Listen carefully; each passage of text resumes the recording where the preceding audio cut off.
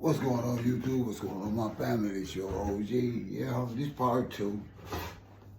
The real consequences to fan life and homelessness. And I'm going to do this and I'm going to leave it alone. But the young lady children that she lost, legitimately being homeless and living in a van, she spoke, and I just want y'all to hear it. And I also want y'all to realize that I don't really necessarily come against other content creators that are doing a whole different genre that I have nothing against anything. Honestly, it is a couple of them out there that I did enjoy that I just won't watch anymore because I've always felt like they were not legitimately homeless. And I was like, well, they just, acting and it's okay. But behind this story here, it's not okay. But listen, let's listen, let's see. Being mother trying to cope with a heartbreaking family tragedy is speaking out tonight to 7 News Detroit. She had been living in a van parked at the Hollywood Casino parking garage with her 4 children when the unthinkable happened. 2 of them died from what appears to be hypothermia. 7 News Detroit reporter Brett Cass telling us the mom says she tried to get help for her homeless family, but no one answered the call until it was too late. I lost the one who made me a mother. I lost a 2-year-old. I'm dying inside. It hurt. I feel like my heart is breaking.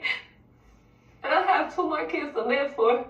It's been a long journey for Tatiana Williams with an even tougher battle ahead. She spent the last 3 months living in a van with her children. And I regret having to sleep out there so bad. I tell them I'm sorry, but I tried. I tried to keep hotels. I tried to pay people to stay there. It wasn't working for me. 1 a.m. on Monday morning, they parked at the Hollywood Greektown Casino parking garage in below freezing temps. Overnight, the car ran out of gas, and the next day, her 9-year-old son was not breathing. I tried to give him CPR. No, just give me CPR. I just kept saying, Fetty, don't leave me. Don't leave me, please. After a friend helped take him to the hospital, her 2-year-old daughter was also found unresponsive. Both were later pronounced dead from what appears to be hypothermia. She didn't even get to live her life. She didn't get to do nothing. She lost her life because I had to sleep in the car. In a press conference, the mayor and city leaders confirmed that Tatiana did call the city's homeless response team back in November, but nothing ever came of it. At least as far as we've been able to determine so far, the family never called back again for service. And as far as we've been able to tell, our homeless staff never proactively reached out to say, what happened with your situation? Was it resolved? Mayor Duggan is now calling for a review of the city's homeless services, while Tatiana is now in a shelter and her kids are with relatives. It took my 2 kids to die for y'all to help me. It just don't work like that. It hurt losing 2 kids in one night. I don't wish this on nobody. And if you can get help, please go get help. Because I don't want nobody else to go through what I'm feeling. And the new McFall... Y'all, let me get my coffee behind this. Y'all think about what she said. We're going to come back and talk about this. Give me 1 second.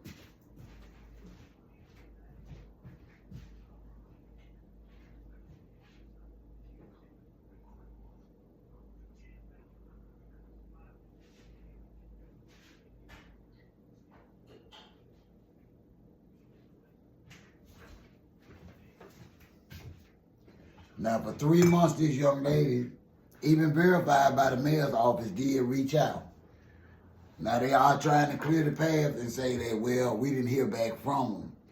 I can tell y'all from raising a family and by the grace of God, we had a whole lot of rough spots, me and my wife and my little boys. And we did at one time get real close to homelessness. It was one of my biggest fears of raising a family that I couldn't provide. So I do understand her reaching out for help and not getting the response that you need and not calling back. So that could be true. But, that's not the topic at hand. In all honesty, the topic at hand is, y'all, I've enjoyed the real entertainment aspect of van life. And I just have to tell y'all tonight, in all good conscience, I could never support another van life creator that I didn't feel was actually homeless. And 99.9% of them aren't.